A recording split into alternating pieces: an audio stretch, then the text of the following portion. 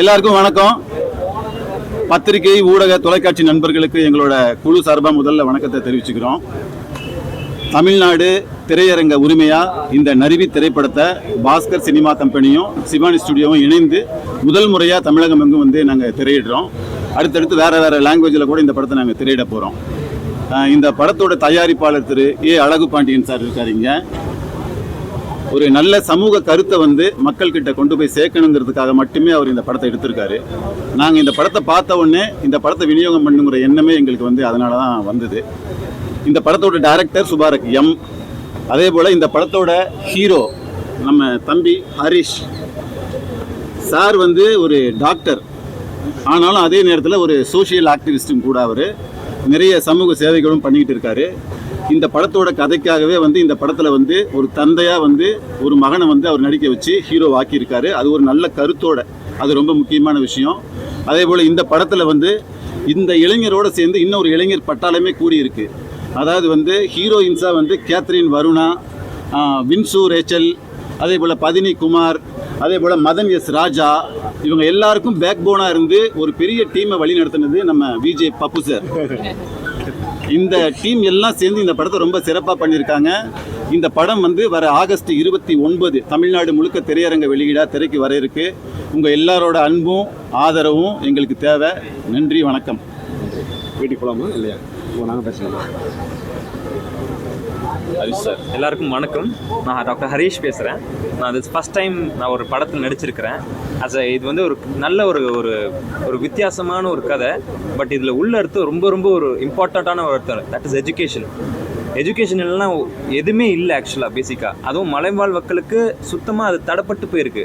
Government நிறைய scheme கொடுத்துருக்கனால அவங்க நிறைய இப்போ முன்னேறி வந்துன்னு இருக்கிறாங்க.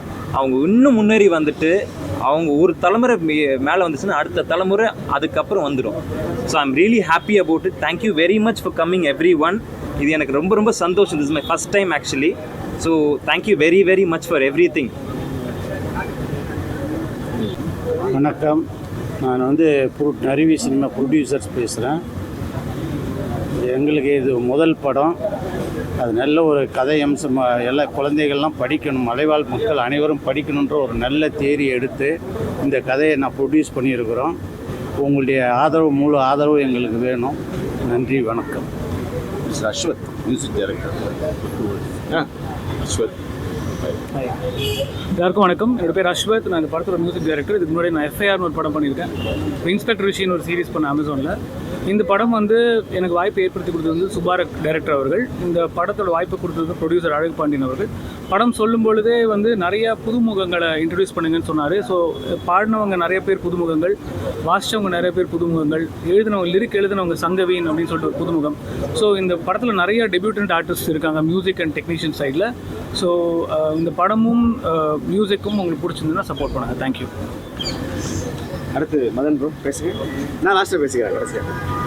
எங்களுடைய முதல் படிக்கு ஆதரவு தர வந்திருக்கக்கூடிய எல்லாரும் பத்திரிகை நண்பர்கள் அனைவருக்கும் என்னுடைய வணக்கம். என்னுடைய பேர் மதன் எஸ் ராஜா.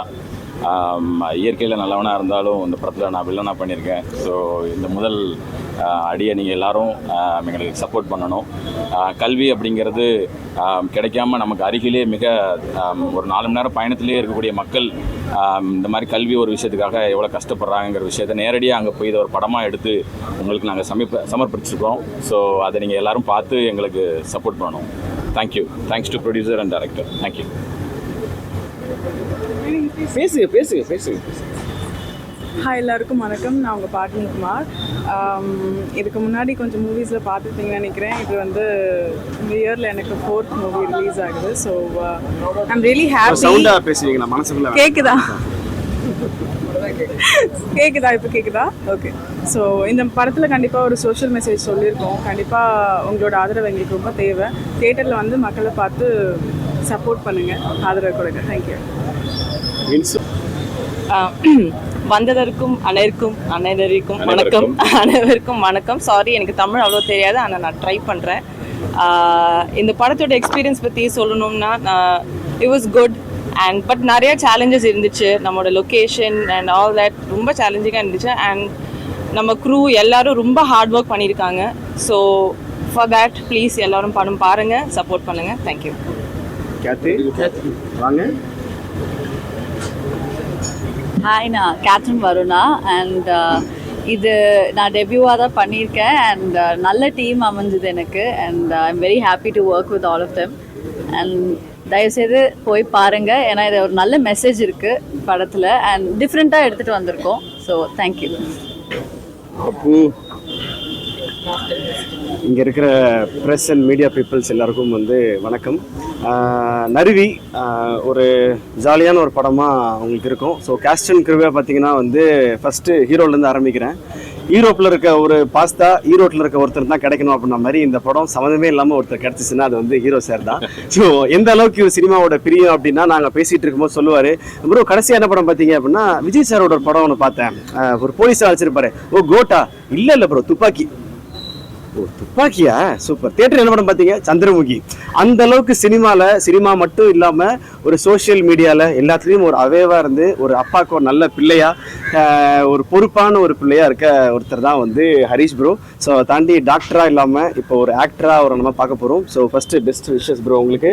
அண்டு கூட நடித்த நாங்கள் எல்லாருமே ஒரு ஜாலியான கொலீக்ஸ். நாங்கள்லாம் வந்து ஒரு காசே இல்லாமல் பட்ஜெட்டே இல்லாமல் எல்லாரையும் ஒரு ட்ரிப்பு போனால் எப்படி கூப்பிட்டு போவாங்க, அந்த மாதிரி போனது தான் நாங்கள் எல்லாருமே. நல்லா சாப்பிட்டுட்டு நல்லா ஃபன் பண்ணிக்கிட்டு. இங்கே இருக்கிற ஒரு கேரக்டர் மிஸ்ஸிங், பிரதீப் ஒரு கேரக்டர் பண்ணியிருப்பாப்புல, அவர் ஒருத்தர் மிஸ்ஸிங். ஸோ அவர் மட்டும் இல்லாமல் கேஸ்ட் எல்லாருக்கும் ஒரு all the best. And director Subarak அவருக்கும் ஒரு ஆல் த பெஸ்ட். அது இல்லாமல் வந்து செகண்ட் டைரக்டராக இருக்க எங்களுடைய ஜெய், அப்புறம் வந்து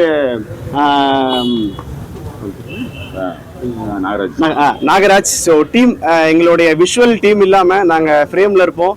ஃப்ரேமுக்கு பின்னாடி அட்டைக்கடி, ஒரு பக்கம் வந்து எருமாட்டுக்கடி எல்லாத்தையும் வாங்கிட்டு எங்களை ரொம்ப கம்ஃபர்ட்டாக பார்த்துக்கிட்டது எங்களோட டீம். ஸோ ஒரு டீமோட ப்ராஜெக்ட் தான் இந்த ப்ராஜெக்ட். ஸோ இது வெற்றி ஆடுச்சுன்னா எல்லா டீமுக்குமே ஒரு பெரிய சக்ஸஸ் தான். ஸோ ப்ளீஸ் நீங்கள் எல்லாம் இந்த படத்தை பார்த்து ஒரு வெற்றி படமாக ஆக்கணும்னு சொல்லி வேண்டி விரும்பி கேட்டுக்கிறேன். Thank you once again. தேங்க்யூ. கொடுத்தாங்க தேடிக்கிட்டே இருந்தேன் உங்களை தான். கொடுத்தாங்க. ப்ரொடியூசர் சார், ப்ரொடியூசர் அவ்வளோ அப்பாவியாக இருக்கிற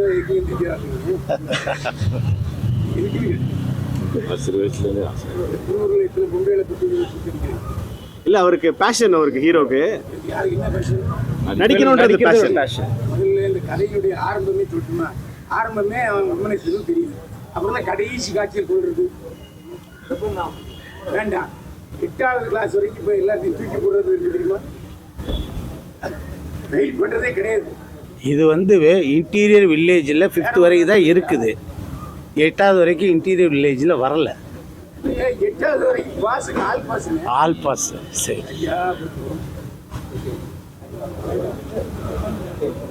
அடுத்த கேள்வி யாராவது கேட்க இருக்கீங்களா? Happy birthday.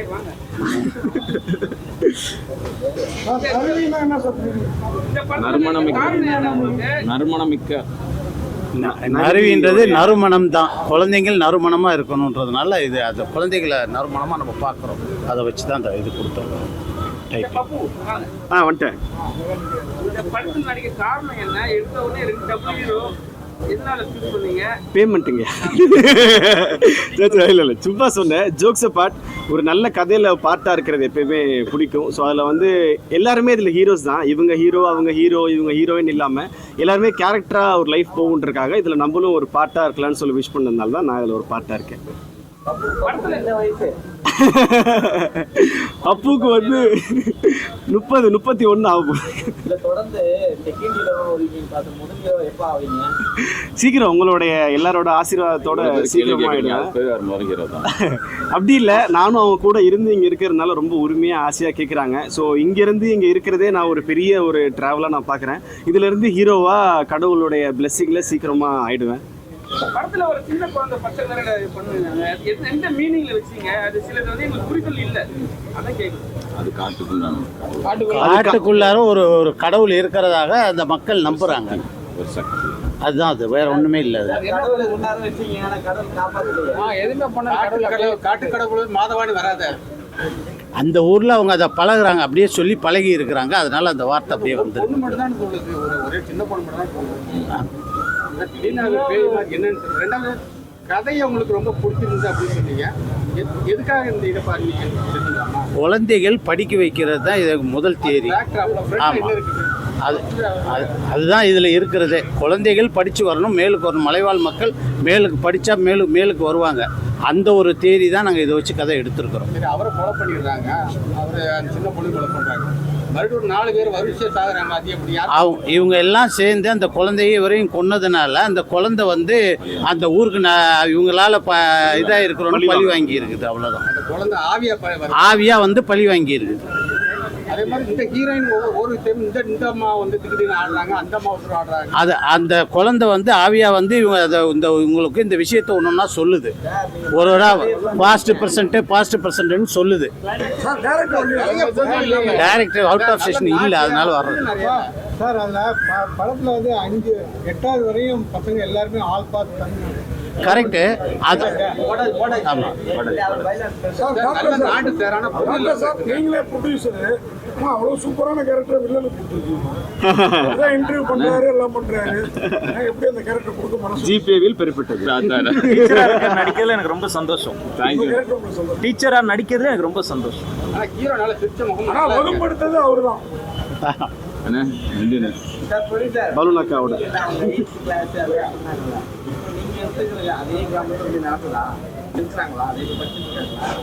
எது? ஆமா, அது நம்ம எடுத்தது வந்து ஒரு அதாவது 8 வருஷத்துக்கு முன்னாடி நம்ம எடுத்துருக்குறோம். இன்னைக்கு எடுக்கல. அது அன்னைக்கு அப்படிதான் இருந்தது. இப்போ வந்து கொஞ்சம் மாடி வேப்பையாய் வந்திருக்குது. அவ்வளோதான். அதுவே மூடப்பட்ட பள்ளி. அது 8 வருஷத்துக்கு முன்னாடி சம்பவம் நடந்தது. இது எல்லாமே இந்த ஸ்டோரி 8 வருஷத்துக்கு முன்னாடி நடந்த ஸ்டோரி. அது ஆமாம் ஆமாம் ஆமாம் ஆமாம். தீரன் சார் உங்கள் போர்ஷன் அருமையாக இருந்தது. சூர்யாவும் உங்களுக்கு என்ன ஏன் உங்க மேலே வந்து அவங்க வந்து என்னோட மாமா பொண்ணு. ஸோ அதனால் சின்ன வயசுலேருந்தே என் மேலே ஆசைப்பட்டு இருந்துருக்குறாங்க. அது வந்து அவங்க வளர்ந்தா கூட அது மறக்கலை. அந்த ஞாபகங்கள் அப்படி இருக்குது. அதனால் அது ஒரு அருமையான ஒரு இந்த மேடம் உங்களுக்கு பார்த்து அவங்களோட ட்ரீமில் வந்ததுனால அவங்க தேடுறாங்க. அவங்களே அவரை தேடி வர்றாங்க. ஹீரோயின் கொஞ்சம் சென்டர்ல வாங்க உள்ள வாங்க உள்ள கம். அவர் கேள்வி வச்சிருக்காரு. கொஞ்சம் இங்க வாங்க, இங்கதான் மைக் இருக்கு. வாங்க, நல்ல மனுஷன் கேட்க மாட்டாரு. வாங்க. வருது வருது என்ன நினைக்கிறீங்க? ஏன்னா எந்த பொண்ணு வந்து போல்டா அதை பற்றி பேசுறதே இல்லை. சமீபத்தில் அது நிறைய வேலையே நடந்துருக்கு. இன்டர்வியூ கூப்பிடுறாங்க, நாங்கள் நடிக்கிறதுக்கு போகிறோம் அப்படிங்கிறது. அதில் என்ன நினைக்கிறீங்க? ஏன்னா அதான மெயின். அதுதானே மதனோட கேரக்டர் கேட்கல.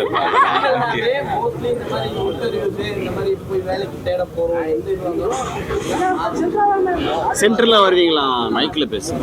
இல்லை, எல்லா இடத்துலையும் அப்படி நடக்குதுன்னு நம்ம சொல்ல முடியாது சார். சில இடத்துல அப்படி நடக்கலாம், சில இடத்துல அப்படி நடக்காம இருக்கலாம். ஸோ நம்ம எப்படி எங்க போறோம் எக்ஸாம்பிளாகவே நம்ம காட்டுக்கலாம். இருக்கலாம் இல்லாமலும் இருக்கலாம். அவ்வளோதான் சார். தேங்க்யூ. அடுத்த கேள்வி யாருக்காவது இருக்கா? ஆடினி வந்து நிறைய ஹீரோயினா எல்லா படத்துலயும் ஹீரோயினா நடிச்சிருப்பாங்க. இந்த படத்துல காமெடியன் ஹீரோயினா நடிச்சிருக்காங்க. என்ன காரணம் சார்? இதுல காமெடியன் யாரும் கிடையாது. எல்லாருமே அவங்கவுங்க ஹீரோயின் தான் சார். இந்த படத்துல இவங்க தான் ஹீரோயின் அப்படின்லாம் இல்லை. சோஷியல் மெசேஜ் சொல்லியிருக்கோம். அதை தாண்டி எல்லாருமே அதை சுற்றி ஒரு கதாபாத்திரமாக நடிச்சிருக்கோம். அவ்வளோதான் சார்.